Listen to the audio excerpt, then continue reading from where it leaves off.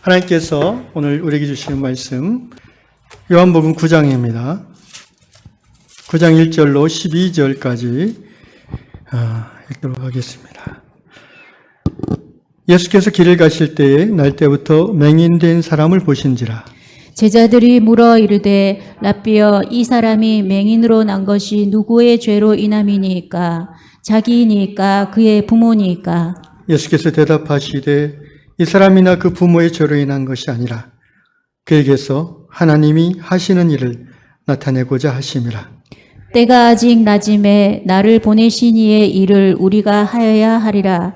밤이 오리니 그때는 아무도 일할 수 없느니라. 내가 세상에 있는 동안에는 세상의 빛이로라. 이 말씀을 하시고 땅에 침을 뱉어 진흙을 이겨 그의 눈에 바르시고 이르시되 실로암 못에 가서 씻으라 하시니 실로암은 번역하면 보냄을 받았다는 뜻이라. 이에 가서 씻고 밝은 눈으로 왔더라. 이웃 사람들과 전에 그가 거린인 것을 보았던 사람들이 이르되 이는 앉아서 구걸하던 자가 아니냐.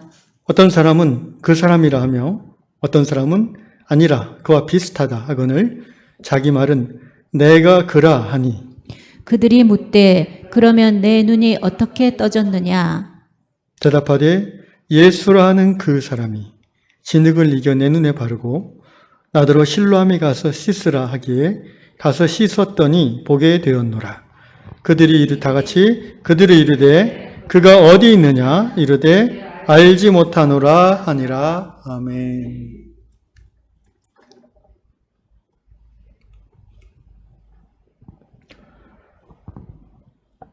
선천적으로 장애를 갖고 태어난 자녀를 둔 부모의 마음은 늘 죄인의 마음입니다. 제가 10여 년 전 교회를 개척할 때 알게 된 어떤 집사님이 계셨습니다. 이분은 세 자녀가 있었는데 첫째 딸, 둘째 딸은 다 건강한데 셋째로 태어난 외아들이 자폐성 장애가 있었습니다. 그때 그 아들의 나이가 20대 초반이었으니까 지금 30대 좀 넘었을 것입니다. 30대 중반. 생각해보면 이 집사님은 정말 열심히 피곤하게 사는 중에도 새벽 예배를 빼먹지 않는 그런 신실한 분이었는데, 돌이켜보면 오히려 그 아들로 인하여 그러한 간절한 신앙을 계속해서 유지하지 않았을까 하는 생각도 듭니다. 왜 하나님은 그 가정에 그렇게 장애가 있는 아이를 주셨을까요? 그 집사님 부부는 다 그 연배 때에 공부를 많이 하신 분들이고 우리나라 최고의 학부를 나오신 분입니다. 또 집사님은 약사로서 경제활동을 잘 하시고 계신 분이었습니다. 첫째 딸도 약사가 됐고요. 둘째 딸은 의사가 돼서 지금 둘 다 결혼해서 살고 있는 걸로 알고 있습니다. 근데 셋째 아들은 여전히 자폐를 가진 청년이지요. 제가 정확하게 기억하지는 못하는데 집사님에게 이런 이야기를 한 적이 있습니다. 왜냐하면 그 집사님께서 죄책감을 갖고 계셨습니다. 제가 죄가 많아서 제 아들이 이렇게 되지 않았나라는 그런 죄책감 말입니다. 그때 제가 오늘 본문 말씀인지는 정확하지 않지만 성경에 나타난 하나님의 뜻을 전함으로 하나님에 대한 오해 그리고 집사님 자신에 대한 오해를 풀어드렸던 격이 있었습니다. 꼭 우리 집사님 뿐이겠습니까? 대부분의 부모들은 아마 저도 그럴 것입니다. 만약에 저의 자녀 중에 그런 장애가 있는 아이가 태어났다면 평생 미안한 마음, 죄책감을 떨쳐버리기 쉽지 않을 것입니다. 그러나 오늘 요한복음 9장을 통해서 성경은 분명하게 우리에게 하나님의 뜻이 무엇인지를 가르쳐주고 있습니다. 왜냐하면 그런 장애를 가진 분들은 우리 시대에만 있었던 것이 아니라 인류의 모든 시대에, 모든 나라에 태어나고 또 살았기 때문입니다. 오늘 8장에 이어서 이제 9장으로 요한복음 강의를 계속해서 이어가 보겠습니다. 요한복음의 특징, 예수님께서 자기 정체성 선언을 여러 번 하셨죠. 헬라어 원어로 에고 에이미라고 했습니다. I am 무엇 이렇게. 8장에서 예수께서는 I am the light of the world. 나는 세상의 빛이다라고 선언하셨고, 오늘 9장 5절에서도 내가 세상에 있는 동안에는 세상의 빛이다라고 말씀하셨습니다. 이 빛이라는 표현은 요한복음 1장부터 예수님을 가리키는 표현으로 나오는 것을 우리가 배웠습니다. 요한복음 1장 4절 이하와 또 1장 9절 이하에 보면 로고스이신 하나님, 태초부터 계신 그분이 이 땅에 오셨고 그분이 그 안에 생명이 있었는데 이 생명이 사람들의 빛이라고 기록하고 있습니다. 예수님이 빛이라는 거죠. 그런데 요한복음 1장에 보면 빛이 왔지만 세상이 깨닫지 못했다고 했습니다. 오히려 세상이 이 빛을 배척했다고 했습니다. 그래서 우리가 요한복음을 보면 특별히 지난주에 제가 8장을 설명하면서 예수님이 참 외로우셨겠다라는 말씀을 드렸습니다. 그리고 윤동주의 시를 같이 나누었죠. 빛으로 오신 예수님이지만 어둠 가운데 있는 유대인들은 빛을 거부했고 오히려 빛을 모욕했으며 그리고 그 빛을 십자가에 달려 죽게 했습니다. 원래 이 빛이라는 예수님의 나는 세상의 빛이다라는 이 표현은 이제 요한복음 7장부터 초막절 명절이 펼쳐지면서 그 속에서 나오는 말씀인데 초막절 명절에 유대인들이 행하는 습관 중 관습 중에 하나가 그 성전에 딸린 여인의 뜰에 밤마다 그 절기중 내내 밤마다 등불을 달아놓는 것이라고 했죠. 그 등불을 보면서 아마도 사람들은 예수님이 하신 말씀을 기억할 겁니다. 나는 세상의 빛이다.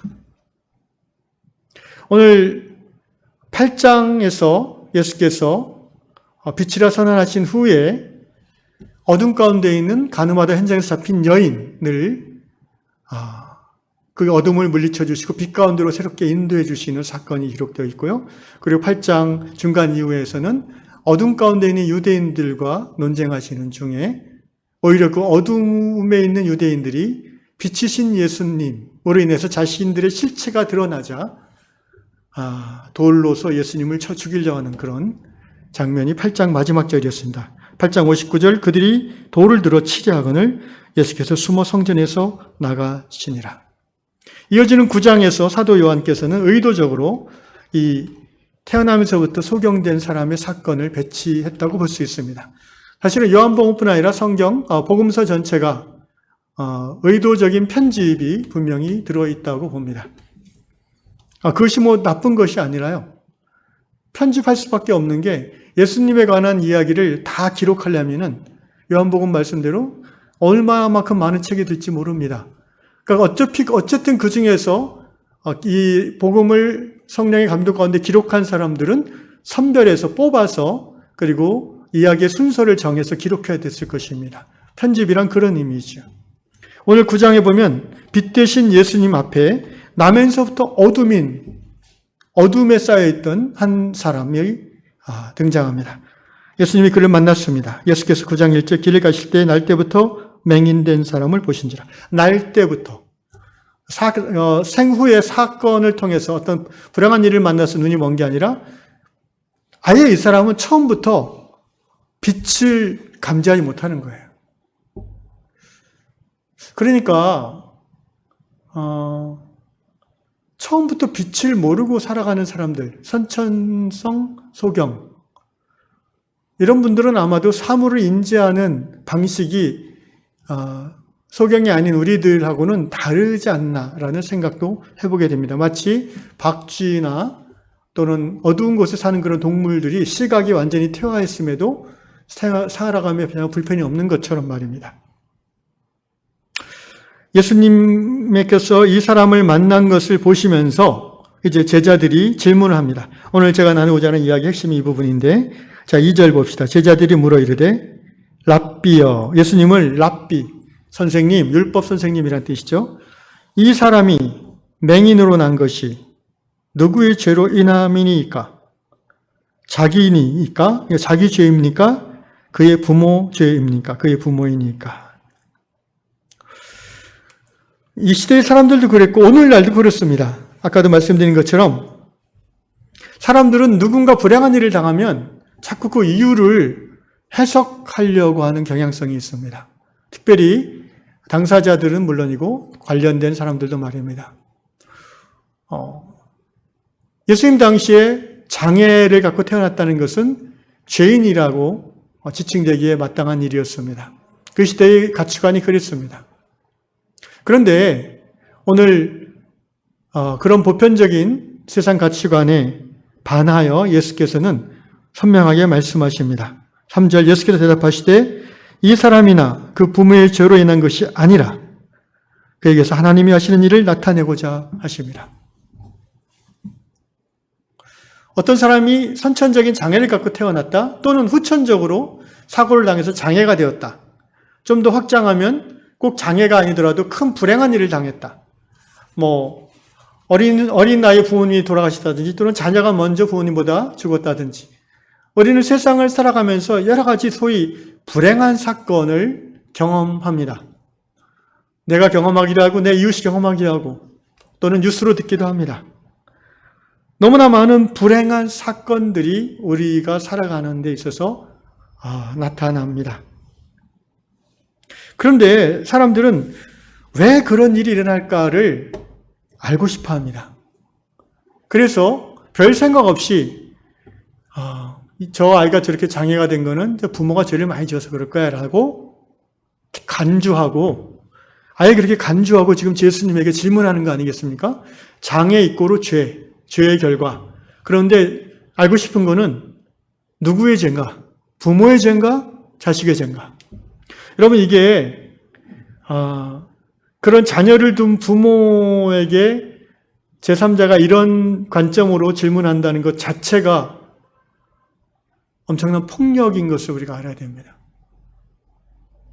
그렇지 않습니까? 누군가를 죄인으로 아예 규정해버리는 거예요. 정확히 이유를 알지도 못하면서. 그 당시의 세계관이나 문화가 그랬고 우리나라도 지금까지도 또 그런 경우가 많이 있죠. 그런 문화가 있습니다. 그런 가치관이 있어요. 그런데 성경은 분명히 말합니다. 선천성 장애로 태어나는 아이가 그 부모의 죄 때문이 아니다. 그 아이 본인의 죄 때문도 아니다. 라고 분명히 말합니다. 놀라운 것은 예수님은 이 제자들의 질문에 대한 분명한 답변을 하고 계시지 않습니다. 다만 이것 때문도 저것 때문도 아니다라고 합니다. 그럼 왜 장애로 태어나는가에 대한 why라는 질문에 대한 답은 하지 않으세요. 대신 예수님이 뭐라고 합니까? 그에게서 하나님이 하시는 일을 나타내고자 합니다. 이 말씀을 장애로 태어나는 것에 대한 이유로 이해하면 안 됩니다. 그러면 우리가 성경 전체에 나타나는 하나님의 속성과 달라집니다. 이 부분을 우리는 why에 대한 질문에 대한 답변으로 받아들이지 않고 그 장애로 태어난 그 자체는 받아들이지만 그럼 그 후에 우리는 how to, 어떻게 할 것인가에 대한 답으로 받아들여야 됩니다. 무슨 말이냐면은 예수님께서는 부모의 죄도 아니고 본인의 죄도 아니다라고까지만 말씀하셨어요.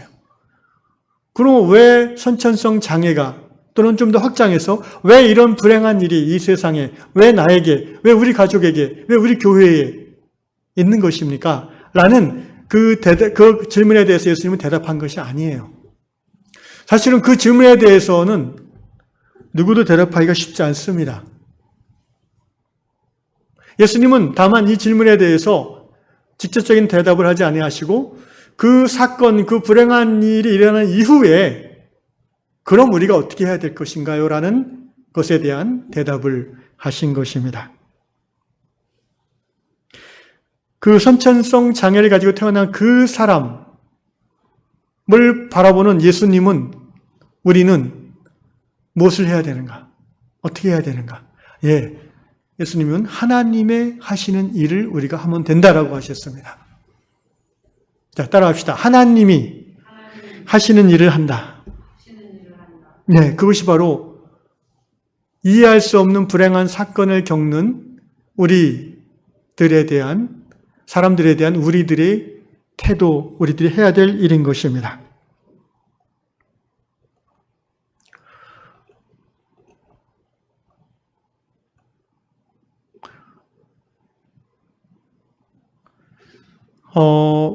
예전에 제가 부교육자 할 때 들었던 설교 중에 좀 기억나는 설교가 있어요. 무슨 설교냐면은 서해 페리오 사건이라고 있었습니다. 1993년 10월 10일에 있었던 전라북도 부안군 위도 인근 해상에서 여객선 서해 페리오가 침몰된 사건이죠. 총 362명 탑승객 중에 무려 292명이 사망한 처참한 사건이었습니다.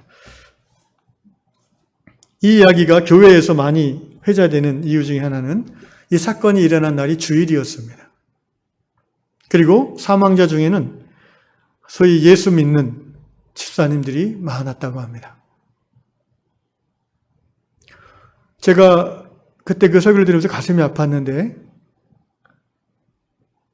의외로 많은 목사님들이 이런 사건의 예를 들면서 왜 그런 불행한 일이 그들에게 일어났을까를 설명할 때에 이렇게 설명한다는 것입니다. 주일에 예배 안 드리고 놀러 가서 하나님이 치셨다. 주일 성수를 어겨서 그렇다. 근데 놀라운 거는 또 많은 성도들이 그 얘기에 대해서 공감한다는 거예요. 저는 이야기를 듣고 그때 좀 제가 쇼크를 받았습니다. 저렇게 이야기해도 되는 건가? 라는 생각이 들었습니다. 그러면은 그 중에 292명 중에 교회에 안 나가는 사람은 왜 죽었습니까? 교회 292명 중에 어린애들은 왜 죽었습니까? 그냥 뭉뚱그려가지고 쉽게 그렇게 단정지어서는 안 되는 사건이죠. 주일에 예배를 빼먹고 골프 치러 갔다가 교통사고로 다리가 부러졌다. 뭐 이런 예도 들으면서 어떤 목사님이 얘기하시더라고요. 또 더 나아가서 주의 종에게 거역하니까 하나님이 그 집안을 치셨다. 사실은 이게 말도 안 되는 해석이거든요. 하나님에 대해서 조금만 깊이 있게 이해하고 경험한 사람은 저런 해석은 이상하다라는 생각이 당연히 들어야 되는데 신기하게도 너무나 많은 성도들이 또 그 얘기 듣고 겁을 먹어요. 그러니까 협박이 먹히니까 쓰는 거예요. 그래서 그 직업 목회자 입장에서 교회 출석을 유지하기 위해서 가끔 한 번씩 쓰는 이 예화가 이거라고 합니다. 사실은 하나하나 따져보면 말이 안 되는 해석인데 이상하게 사람들은 답이 없는 질문에 대해서 계속해서 답을 만들어내려고 합니다. 해석하지 않으면 못 견뎌해요.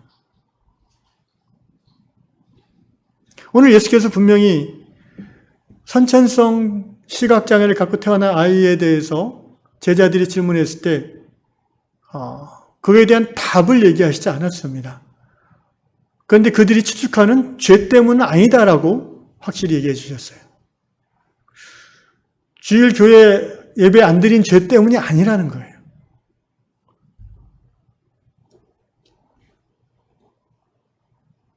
그러면은 왜 서해 페리오가 침몰해서 그렇게 많은 사람들이, 특별히 예수 믿는 사람들이 죽었는가? 뭐 여러 가지 이론적으로 설명할 수 가능하죠. 왜냐하면 일단 정원 초과, 거기다가 화물 실을 수 있는 그 기준도 초과했다고 그러잖아요. 거기다가 이 구명조끼는 턱없이 부족했다고 그러잖아요. 모든 게 이 지켜야 될 룰을 가볍게 여기고 또는 어떤 그 돈을 벌고자 하는 욕심, 욕망 때문에 벌어진 참사라고 볼 수가 있죠. 그럼 또 그 중에 누구는 죽고 왜 누구는 살았는가? 모르죠. 예를 들어서 어떤 사람이 정말 그 바른 생활맨으로 살았는데 술, 담배도 일체 안 하고 막 규칙적으로 생활하고 몸에 안 좋은 거 안 먹고 그런데 젊은 나이에 암에 걸릴 수 있어요. 암에 걸렸잖아요. 그런 사람이 있잖아요. 그것도 과학적으로 따져보면요. 이유를 댈 수 있어요. 네, 몸 안으로 들어가는 모든 것, 또 생활하는 것 다 건강하게 했지만 정신적 스트레스 때문에 그렇다라고 하면 또 그런 거죠. 암의 유발인자가 뭐 한두 가지겠습니까? 우리는 우리의 삶 가운데 일어나는 모든 불행한 사건에 대해서 생각해 볼 수는 있겠죠. 그리고 답을 찾으려고 해볼 수 있겠죠. 그러나 거기에 얽매여서 계속해서 머물러 있으면 안 됩니다. 그것은 만유를 주관하시는 하나님의 섭리를 깨닫지 못하게 합니다. 선천성 소경으로 태어난 그 사람이 왜 그렇게 됐을까에 집중하기보다는 그 모든 사건 위에 계신 하나님의 뜻을 깨달아 우리는 실행하면 됩니다. 그게 뭡니까? 하나님이 하시는 일을 하면 되는 거예요. 저희 교회에서 후원하는 소망의 집이라고 정신 1급 장애인의 집이 있습니다. 하남시에 있죠. 1993년에 아마 거기 시작됐고 제가 94년부터 돕기 시작했는데 그때 제가 초창기에 갔을 때 누워있던 애들이 아직도 지금 나이가 한 얼마예요? 30대가 됐죠? 그런데도 아직도 누워 있습니다. 그때 정말 그 5살, 6살짜리 누워만 있던 그 예쁜 애들이었는데 지금 35살이 돼서도 여전히 누워만 있어요. 그런 애들이 21명이 아직도 한 집에서 그 원장님과 또 사회복지 도와주시는 사회복지 선생님들 같이 살고 있습니다. 저도 지금도 기억나요. 처음에 거기 갔을 때 저도 이제 충격을 받았죠. 전도사 때인데 신대원 2학년 때인가요? 왜 하나님이 이렇게 이런 아이들을 태어나게 하셨지? 이런 생각이 저절로 들어요. 그런데 거기를 이제 매년 방문하고 또 후원하고 하면서 요한복음 9장 말씀을 묵상하게 됐는데요. 도대체 하나님이 하시는 일이 뭘까? 저 아이들이 죄 때문에 이렇게 된 건 아니라는 것을 알겠어요. 그 부모의 죄 때문도 아니라는 것을 받아들일 수 있겠어요. 그런데 그러면 왜 저 아이들이 이 땅에 태어났을까? 오늘 요한복음 9장에 따르면 하나님이 하시는 일을 그들의 삶에 나타내게 하려 하심이라. 그러면 이제 이 초점은 하나로 모아집니다. 하나님이 하시는 일이 뭔가? 이것만 알면 돼요. 그죠? 그러면 우리 삶 가운데 일어나는 모든 불행에 대해서 우리가 힘들지만 받아들이고 그 다음에 우리가 어떻게 무엇을 해야 될지를 알 수 있겠어요. 자, 하나님이 하시고자 하는 일이 뭘까요? 창조주 하나님께서 하시고자 하는 일이 뭘까요? 구원자이신 그리스도께서 이 땅에 오셔서 하시고자 하신 일이 뭘까요? 오늘 우리에게 함께 하시는 성령 하나님이 우리 삶을 통해서 하고자 하신 일이 무엇이겠습니까? 간단합니다. 생명을 살리고 풍성케 하는 일입니다. 요한복음 10장 10절 도둑이 오는 것은 도둑질하고 죽이고 멸망시키려는 것뿐이요 내가 온 것은 예수님이 온 것은 그리스도께서 이 땅에 오신 것은 양으로 생명을 얻게 하고 또 풍성히 얻게 하려는 것이라.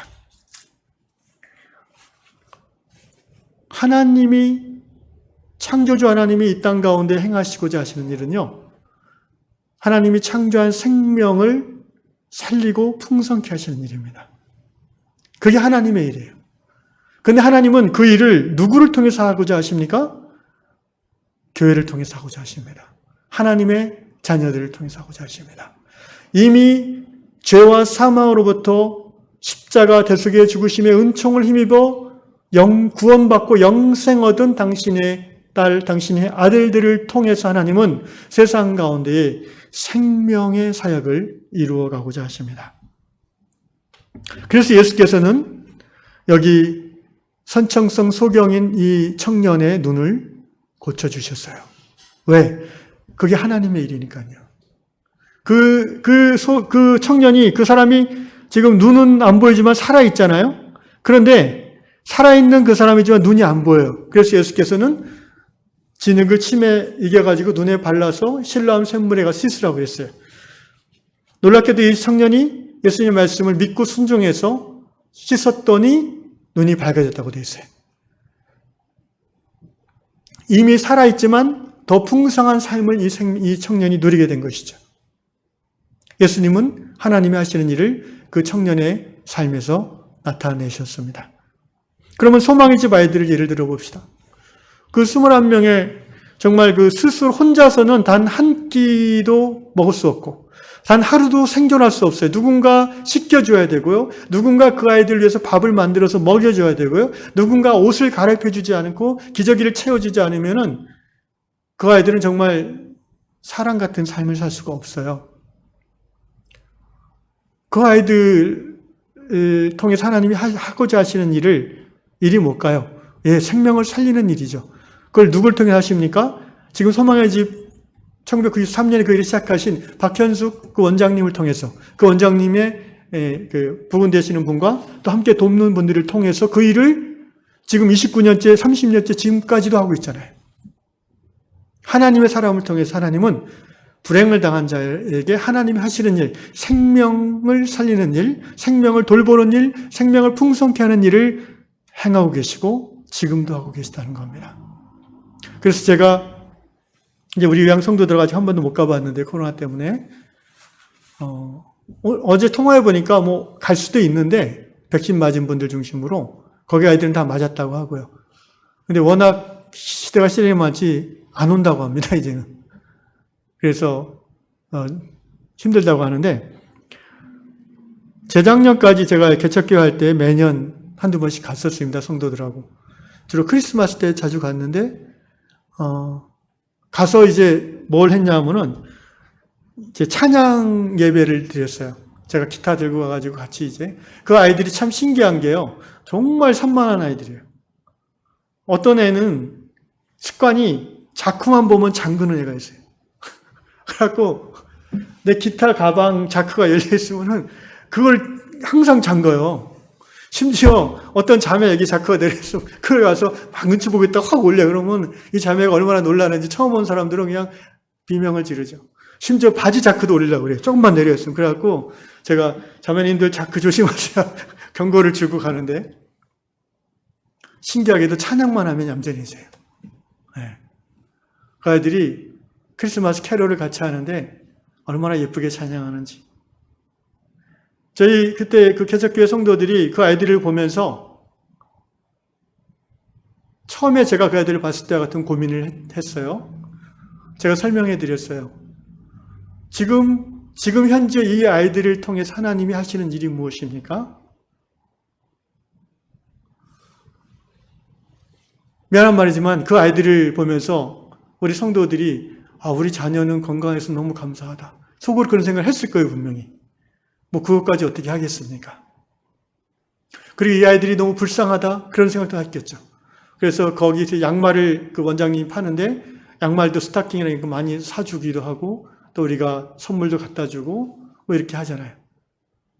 하나님이 하시는 일은 뭐예요?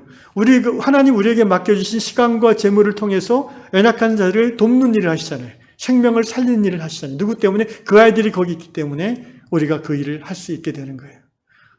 그 아이들이 있기 때문에 그 원장님은 하나님의 손에 그렇게 쓰임받는 거예요. 무엇으로? 하나님의 생명을 살리는 일을 하는 하나님의 사람으로 쓰임받는 거예요.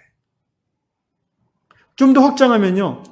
우리가 장애를 가진 분들, 불행한 일을 당한 분들을 볼 때 우리는 왜 저들이 저럴까라고 자꾸 생각할 필요가 없어요. 본인들이야 그것 때문에 고민할 수 있겠지만 우리는 무엇을 하면 되느냐 하면은 그 사람을 통해서 하나님이 하시는 일을 우리가 하면 돼요. 그죠? 장애인들을 위한 좀 더 나은 사회 환경이 되도록 우리가 예를 들어서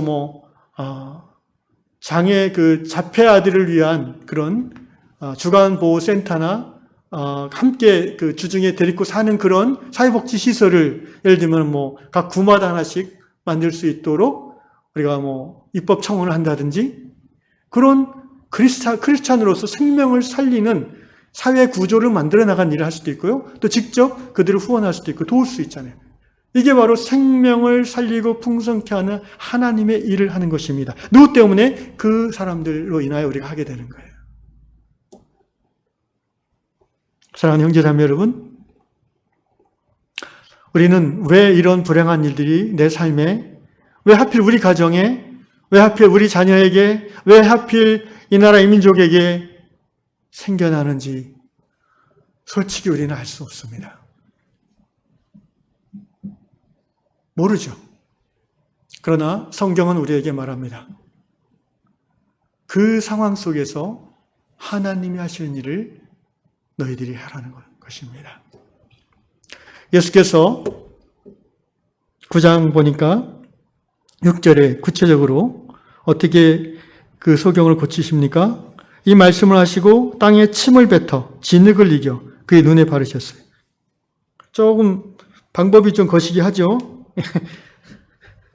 이 침에 얼마나 세균이 많아요. 그래서 우리가 마스크 쓰고 다니잖아요, 지금.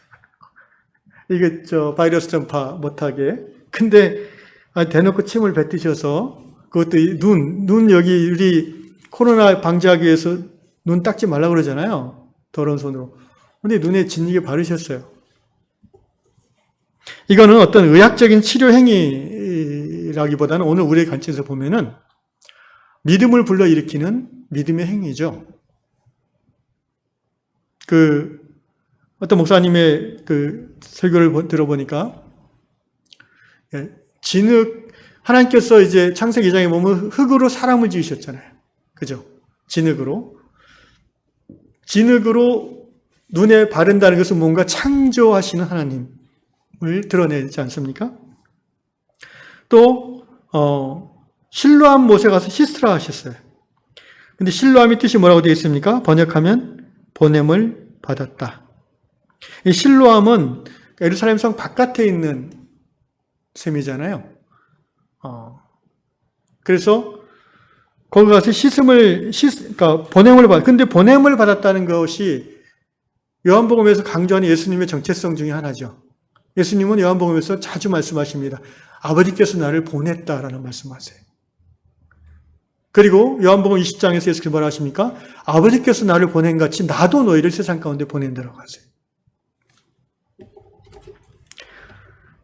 예수님은 선정성 장애를 가진 이 형제의 눈을 고침에 있어서 그냥 말씀만 해도 되는데 그렇게 안 하시고 창조의 행위를 떠올리는 흙을 개에서 바르시고 또 죄를 씻는 샘물로 가서 하나님의 보내신 자를 통해서 거기에 가서 씻으라고 구체적으로 명령하십니다.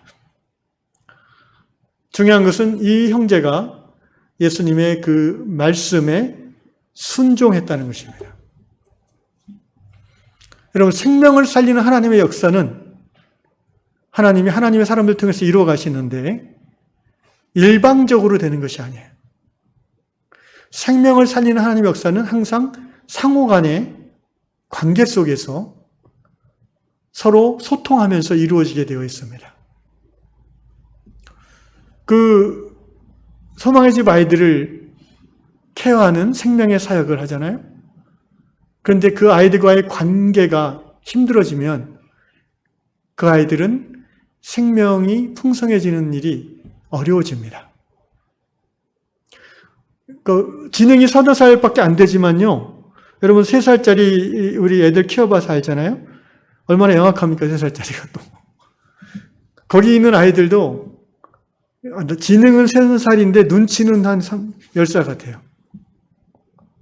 다 이렇게 그 작은 그 세계 안에서 10여 명, 20명 아이들이 이제 살아야 되니까 얼마나 복잡거리겠습니까? 얼마나 눈치가 발달했겠습니까? 그래서 거기서도요, 그 원장님의 그 돌봄을 잘 순응하는 애가 혜택을 받습니다, 보니까. 예쁨을 받죠. 하나님의 생명 살리는 역사는 하나님의 말씀에 순종함으로 혜택을 덧입는 것입니다. 그런 생각이 이 본문을 묵상하면서 들었고요. 말씀의 결론을 맺겠습니다. 저와 여러분이 하나님의 자녀로 요한복음 20장 21절 아까 읽은 것처럼 예수께서 또 이르시되 너희에게 평강이 있을지어다 아버지께서 나를 보내신 것 같이 나도 너희를 보내노라. 하나님께서 예수님 이 땅에 왜 보내셨어요? 생명을 살리고 풍성케 하게 하시려고 보냈어요. 마찬가지 이유로 예수께서 이제 주님의 제자된 저 여러분을 세상 가운데 보내셨다고 합니다. 무엇하러? 생명을 살리는 하나님의 일을 하라고 말입니다. 세상에 일어난 모든 불행한 사건들에 대해서 그 이유를 파고들지 말고, 그러니까 바꿀 수 없는 걸 그냥 자꾸 어떻게든 원인을 파악해서 바꾸려고 하는 것은 어리석은 짓이에요. 장애로 태어난 아이는 물론 의학적으로 고칠 수 있으면 당연히 고쳐야 되겠지만 안 되는 거잖아요. 그거는 이제 받아들여야 되는 거예요. 그 다음에 자기가 바꿀 수 있는, 그래서 생명을 풍성케 할 수 있는, 그럼 우리가 어떻게 해야 될 것인가라는 차원에서는 용기를 가지고 해야 되는 거죠. 결단하고 해야 되는 거죠. 오늘 저는 결론으로 그래서 라이놀드 니버 목사님의 기도를 제시하고 싶어요. 라이놀드 니버는 20세기 중반 미국의 신학자이자 목사님인데 굉장히 존경받고 탁월한 신학자입니다. 이분이 이제 자료를 보니까 1934년에 처음 이 기도문을 책에 썼다고 되어 있는데요. 이른바 Serenity Prayer라고 해서 평안을 비는 기도입니다. 한번 같이 읽어볼까요? 시작. 주여 우리가 바꿀 수 없는 것을 평온하게 받아들이는 은혜와 바꿔야 할 것을 바꿀 수 있는 용기, 그리고 이 둘을 분별하는 지혜를 허락하소서. 내 몸에 갑자기 불행한 일이 생겼어요. 나름 건강하게 살고자 했는데 뭐가 생겨버린 거예요, 불행한 병이. 왜 생겼을까에 자꾸 집중할 필요가 없죠. 물론 예를 들어서 간경화가 생겼다. 근데 보니까 너무 술을 많이 마셔서 그렇다. 그러면 이거는 분명히 원인이 있기 때문에 바꿀 수 있는 부분이잖아요. 근데 바꿀 게 없는 거예요. 아무리 생각해봐도. 그리고 바꿀 수도 없는 거예요. 스트레스 받는 걸 어떻게 살아있는 동안에 바꾸겠어요. 가장 좋은 방법은 있는 나의 현실을 받아들이는 거죠. 수용하는 거예요. 우리에게 바꿀 수 없는 것을 우리가 받아들이는 평온함을 하나님 앞에 구할 거죠. 태어날 때부터 자녀가 장애입니까?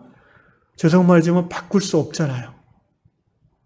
그것 때문에 자꾸 부모가 죄가 많아서 내가 부족해서, 아니요, 그런 생각 이제 가질 필요가 없죠. 그런 생각이 들 때마다 이 기도를 하나님 앞에 올려드리면 좋겠습니다. 바꿀 수 없는 것을 받아들여야 됩니다. 문제는 사람이기 때문에 이 불행을 받아들이면서 자꾸 마음이 요동을 쳐요. 그래서 하늘의 평화가 우리에게 임해야 됩니다. 하나님 주시는 평안이 우리에게 임할 때 우리는 현실의 불행을 받아낼 수 있습니다. 더 나아가서 이제는 우리가 무엇을 해야 됩니까? 그 불행한 현실 속에서 낙심하고 절망하며 운명의 몸을 맡겨버리고 될 대로 되라로 살아가겠습니까?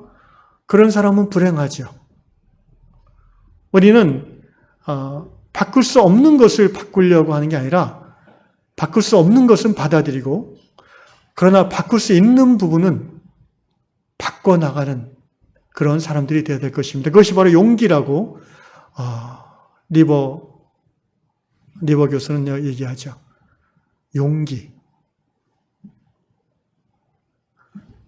장애를 가진 나의 자녀와 함께 내가 살아감에 있어서 무엇을 내가 바꿀 수 있을까? 그 아이를 바꿀 수는 없어요. 그러나 나는 바꿀 수 있는 부분이 있을 거예요. 무엇을 바꿀 수 있을까? 첫 번째로 그 아이를 바라보는 내 마음을 바꿀 수 있어야 되죠. 불쌍한 놈, 안 됐다, 아이고, 어떡하나? 이런 마음에서 이제는 마음을 바꿔야죠. 하나님의 축복이 나이다. 조금 더 손이 많이 가지만 하나님이 내게 주신 기쁨이다. 이 아이를 통해서 하나님의 생명을 살리는 일을 내가 또 주위 사람들이 감당할 수 있다. 태도와 생각을 바꿀 필요가 있습니다. 그리고 그것을 실천하는 것은 용기가 필요합니다. 우리 하나님 앞에 그래서 두 가지를 구해야죠. 마음의 평온을 주시고 바꿀 수 있는 용기를 주시며 더 나아가서 이 둘을 분별할 수 있는 삶의 지혜를 달라고 기도해야 될 것입니다. 사랑하는 형제자매 여러분, 오늘 여러분의 가정 가운데 불행한 일이 있습니까? 또 여러분의 개인의 삶 가운데 정말 받아들이고 싶지 않은 불행한 일이 있습니까? 힘들고 어렵겠지만 그것이 바꿀 수 없는 것이라면 우리는 창조주 하나님을 인정하는 믿음 안에서 그 현장, 그 사건, 그 불행을 받아들여야 됩니다. 받아내야 됩니다. 받아내는 것이 믿음이고 힘입니다. 그 다음에 우리가 해야 될 바를 하면 되는 것입니다. 그렇게 받아내서 내가 할 수 있는 바 생명 살리는 일을 끝까지 믿음으로 묵묵히 인내하며 감당한다고 해서 불행이 행복으로 바뀌지는 않을 수도 있습니다. 괜찮습니다.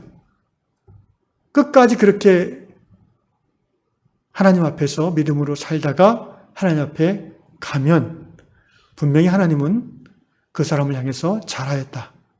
충성된 나의 종이라고 칭찬해 주실 것입니다.